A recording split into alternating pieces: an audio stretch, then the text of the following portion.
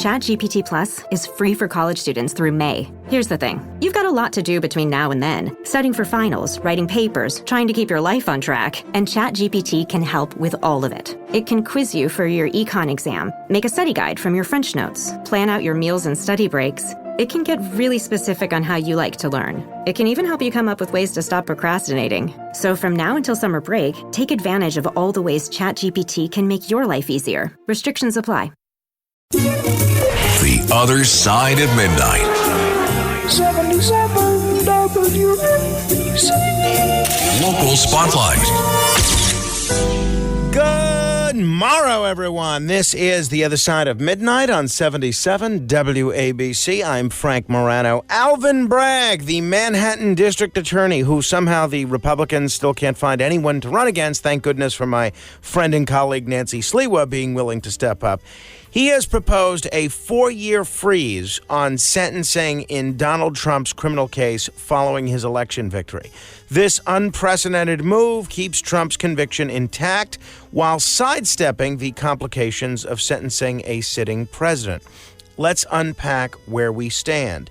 Earlier this year, a Manhattan jury found Trump guilty on 34 counts of falsifying business records. The charges stemmed from hush money payments made to adult film actress Stormy Daniels to cover up a sex scandal during the 2016 election. Trump's legal team has fought tooth and nail, seeking to dismiss the conviction by citing presidential immunity and the necessity of a smooth transition of power. Bragg rejected outright dismissal, opting instead to suggest pausing the case. How's that? I've never heard of that in my life, but then again, this is the first president, former or future, ever to be convicted of a felony. In his letter to Judge Juan Merchan, Bragg argued for balancing the integrity of the jury's verdict with the demands of the presidency. He aims to hold Trump accountable while acknowledging the complex realities of trying to sentence a sitting president. This proposal has put the ball squarely in Judge Merchan's court.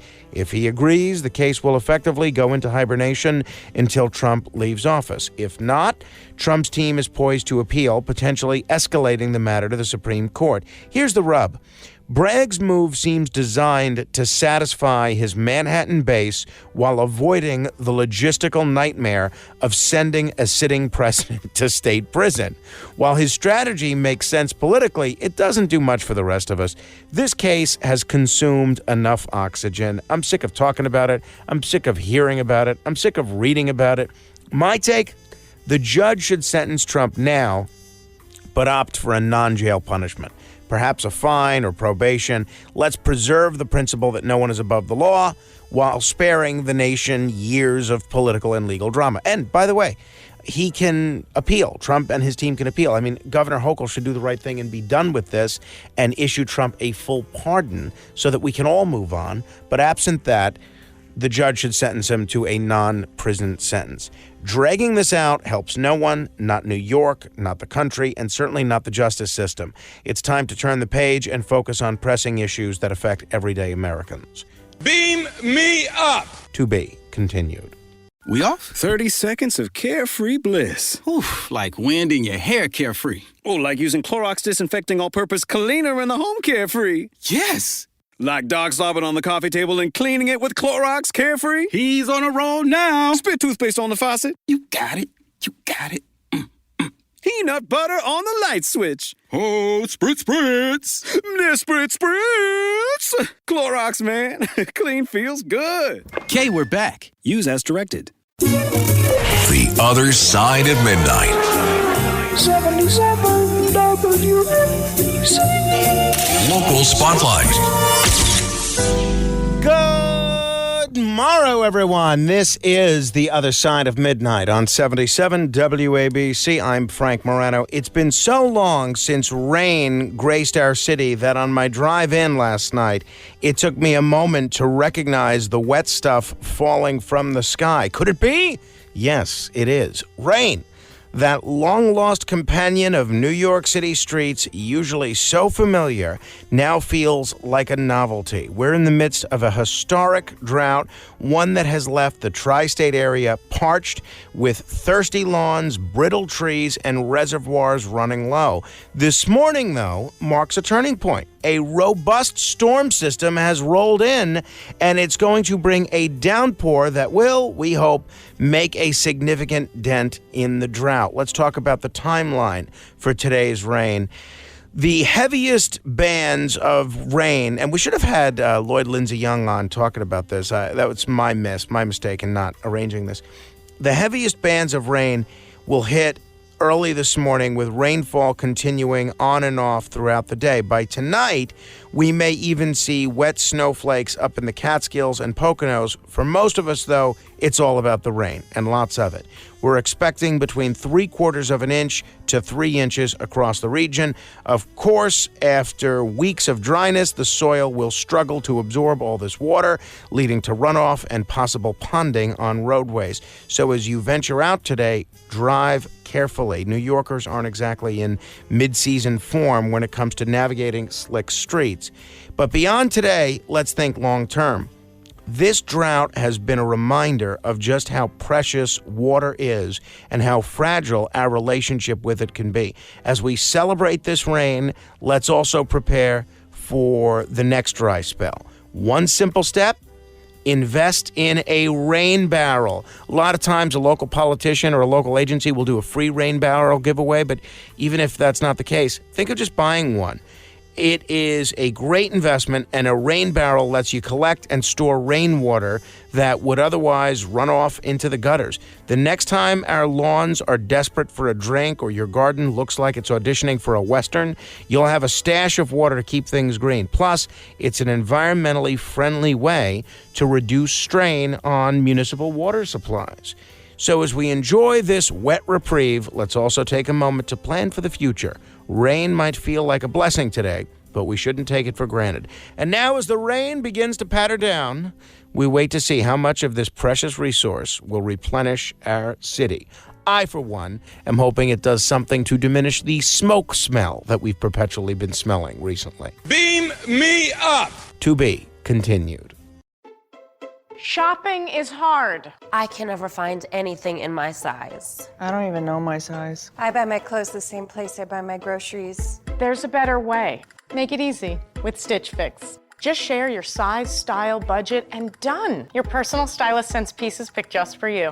That was easy. Stitch Fix. Online personal styling for everyone. Free shipping and returns. No subscription required. Get started today at stitchfix.com. The Other Side of Midnight. 77 WABC. Local Spotlight. You might remember learning in driver's ed that when a school bus stops, flashing its red lights and extending its stop arm, you stop too, no matter what. It's the law, and for good reason, to protect children crossing the road. But what happens when this principle is distorted to the point of absurdity? A recent Newsday investigation revealed that in Suffolk County, more than 70% of the school bus camera tickets issued last year happened on roads where no children were crossing. Let that sink in. These aren't scenarios where kids are darting across busy highways. They're cases like Barbara Lorge's in Dix Hills, where she was ticketed for driving past a school bus 4 lanes away, divided by a grassy median with no students in sight. Yet, Suffolk County's bus camera program, launched in 2021, raked in $45 million in fines over 2 years. Of that, an estimated $15 million came from tickets issued on roads where no one was crossing. This has nothing to do with safety. It's about revenue, pure and simple. Proponents of these cameras argue they deter reckless driving around school buses, and that's certainly a noble goal. But the reality paints a different picture. As Newsday uncovered, most tickets issued aren't for putting kids in danger, but for violating confusing, overly broad laws that require stopping even when there's no logical reason to do so. Take Deer Park Avenue, Route 112, or Montauk Highway, all high-ticket roads where students don't cross. These aren't isolated cases. This is systemic. Drivers are being slapped with $250 fines for technical violations that do nothing to protect children. And who benefits? The county and the company running the cameras. Bus Patrol, which pockets nearly half the revenue.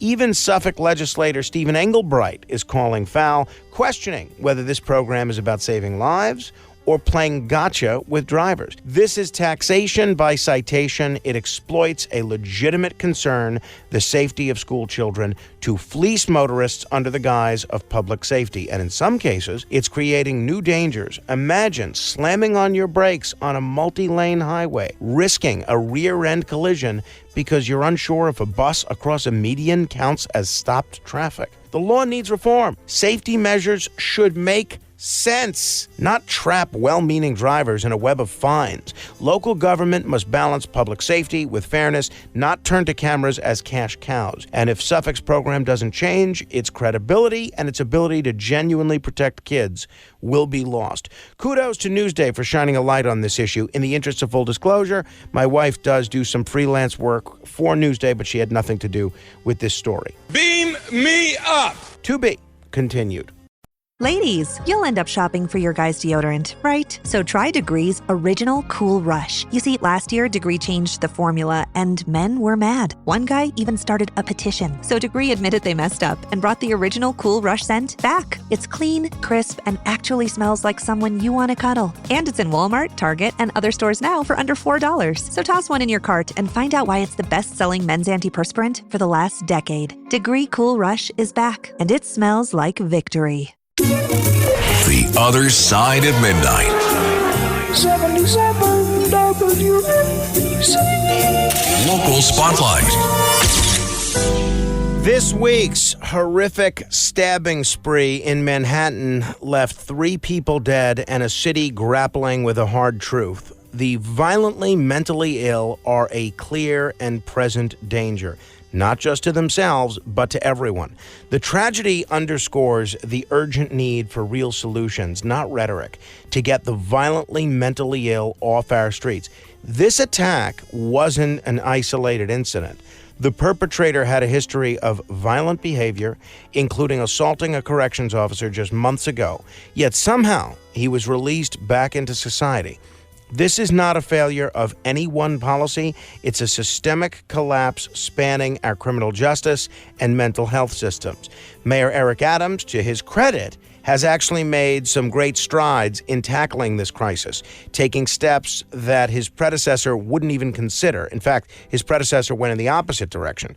His administration increased the use of involuntary removals for those suffering from severe mental illness, moving hundreds off the streets and into care. He's also been vocal about the need for legislative action to better define the criteria for involuntary hospitalization. Here's what the mayor had to say about the issue at a press conference yesterday. 3 innocent New Yorkers who's going about their lives were the victim of a terrible, terrible assault. It is a clear example of the criminal justice system, mental health system that continues to fail New Yorkers. The mayor is right. This isn't a problem that started with his administration, but he's at least confronting it head on. His call for more psychiatric beds, better follow-up care, and legislative fixes like the Supportive Intervention Act is the right direction. That said, we need a more aggressive approach. The idea of releasing violent offenders with severe mental health issues back to the community is reckless and dangerous. It's time to stop coddling ideology and start prioritizing public safety. Governor Hochul also deserves some credit for pushing bail reform adjustments, but we need to go further. When someone assaults a correction officer or commits other violent acts, the system must take these incidents seriously. Good behavior after assaulting someone? Let's get real. The public deserves better. New York deserves a city where New Yorkers can walk the streets without fear of random violence. It's time for all levels of government to put politics aside and fix this broken system before another preventable tragedy unfolds. Beam me up. To be continued.